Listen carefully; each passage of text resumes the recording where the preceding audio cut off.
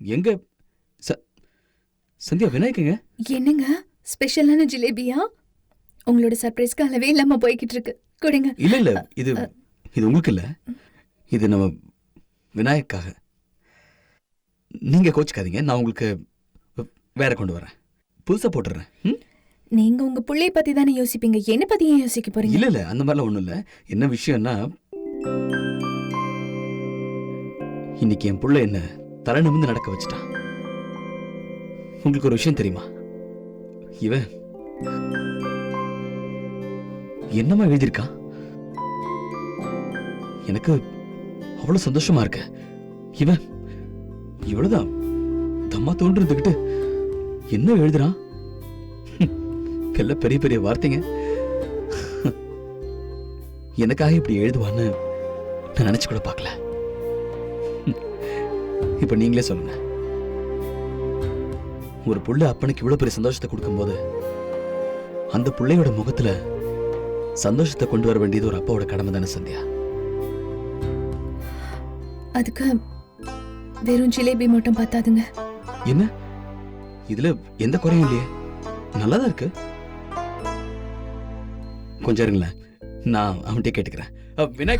விநாயக் என்ன வேணும்னு எனக்கு நல்லா தெரியும். உங்களுக்கு தெரியுமா?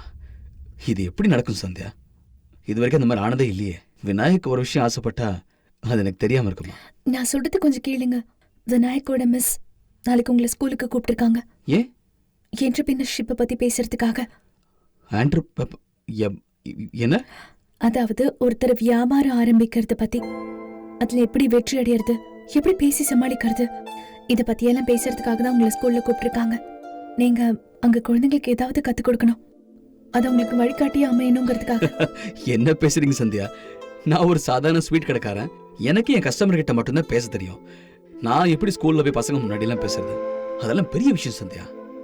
சரி, இப்ப நீங்களே பாத்தீங்க, என் வாயில இந்த வார்த்தையே வரல, அத பத்தி நான் என்னத்த பேசுறது? இது நடக்காத காரியம். ஐயோ, இங்க பாருங்க, உங்களை என்ன வானத்தை பத்தியும் பூமியை பத்தியும் பேசுறதுக்காகவா கூப்பிட்டுருக்காங்க? உங்க வேலையை பத்தி தானே பேச கூப்பிடுறாங்க. அது ஒன்னும் பெரிய விஷயமே கிடையாது. உங்களுக்கு வேணா இல்லாம இருக்கலாம், ஆனா எனக்கு பெரிய விஷயம் சந்தியா. சரி, நீங்களே சொல்லுங்களேன், விநாயக் அட்மிஷன் வாங்க போனமே, அப்ப என்னாச்சு?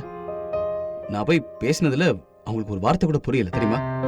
என்ன அங்கிருந்து போயிட்டு வாங்கன்னு சொல்லிட்டாங்க. நல்ல வேளை நீங்க வந்தீங்க, அதனாலதான் அட்மிஷன் கிடைச்சது. இதெல்லாம் என்னால எப்படி முடியும் சந்தியா? பேசாம நீங்க பண்ணுங்களேன், என்னால முடியாதுன்னு சொல்லிடுங்க, நான் போல. என்னங்க, உங்க புள்ளையோட சந்தோஷத்துக்காக பண்ண மாட்டீங்களா? இது அவனுக்கு எவ்வளவு கௌரவமான விஷயம். அவனோட அப்பாவை ஸ்கூல்ல லெக்சர் கொடுக்க கூப்பிட்டுருக்காங்க. அதோட விநாயக் அதுக்கு பெருமைப்பட்டானா அந்த சந்தோஷத்தை உங்களால அளவிடவே முடியாது. விநாயக் பெருமைப்படுறதுக்கு நீங்க ஒரு வாட்டி அனுமதிக்க மாட்டீங்களா? அது இல்ல சந்தியா, உங்களுக்கு தெரியும் நான் என் பிள்ளைக்காக என்ன வேணாலும் செய்வேன். எனக்கு என்ன பயம்னா, விநாயக் என்ன பார்த்து பெருமைப்படுறதுக்கு பதிலா அசிங்கப்பட்டானா நான் என்ன பண்ணுவேன்? எனக்கு வராத விஷயத்தை நான் எப்படி செய்யறது? எனக்கு இங்க பாருங்க, வரலன்னா என்ன கத்துக்கோங்களேன். அந்த தகுதியை நீங்க ஏற்படுத்திக்கோங்க. மாற்றங்கள் நல்லதுக்காக தான். உங்களுக்கு அது புரியுதா? இதுதானே நீங்க அன்னைக்கும் என்கிட்ட சொன்னீங்க.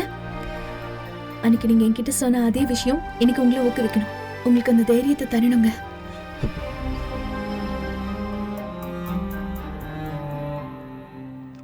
இல்ல இல்ல, நான் அது எப்படி புரியல எனக்கு.